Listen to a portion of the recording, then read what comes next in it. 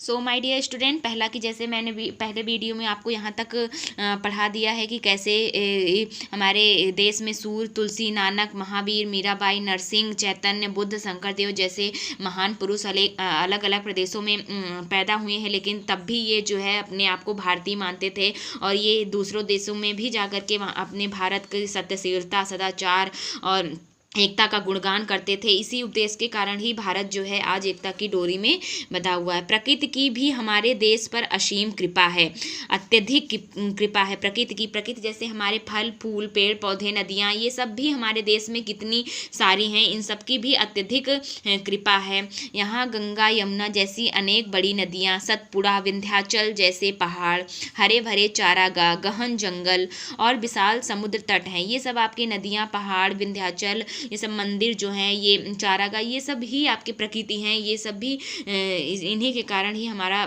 भारत जो है और सुंदर लगता है और देखने में सुंदर है। सूर्य की धूप, चंद्रमा की चांदनी भी इसे भरपूर मिलती है। तो हमारे देश में सूर्य चमकता रहता है और चंद्रमा की चांदनी जो है, रात को चांद में निकलता है जो आकाश में, जैसे लगता है कि इतने सुंदर देखने में लगते हैं।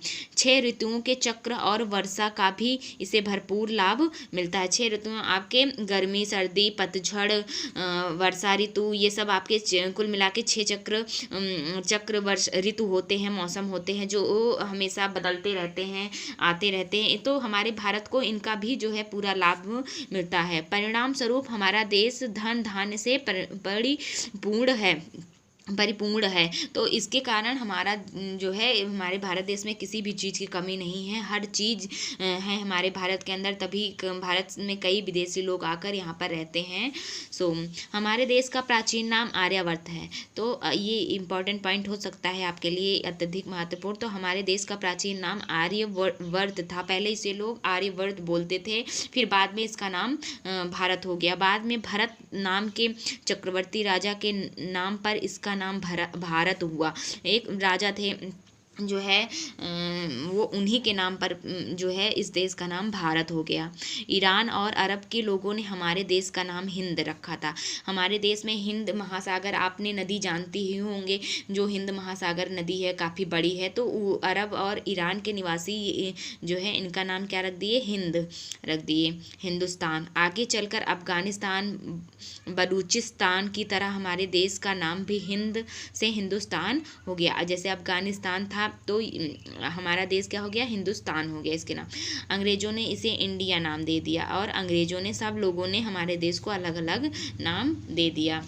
तो आधुनिक काल में महात्मा गांधी, विश्व कवि रविन्द्रनाथ ठाकुर और स्वामी विवेकानंद जैसे महापुरुषों ने इस देश की कीर्ति पताका विश्व में फहराई है। तो ये जो है महात्मा गांधी और विश्व कवि रविन्द्रनाथ ठाकुर और स्वामी विवेकानंद, ये लोग जो है विदेशों में जाकर भी हमारे देश का गुणगान किया है।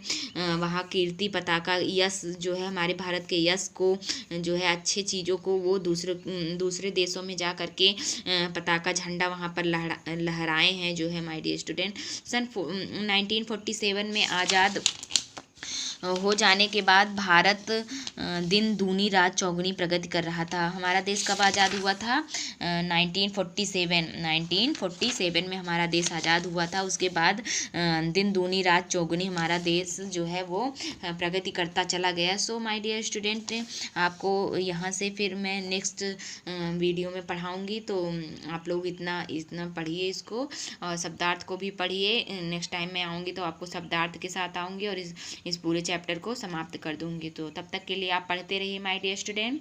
Take care.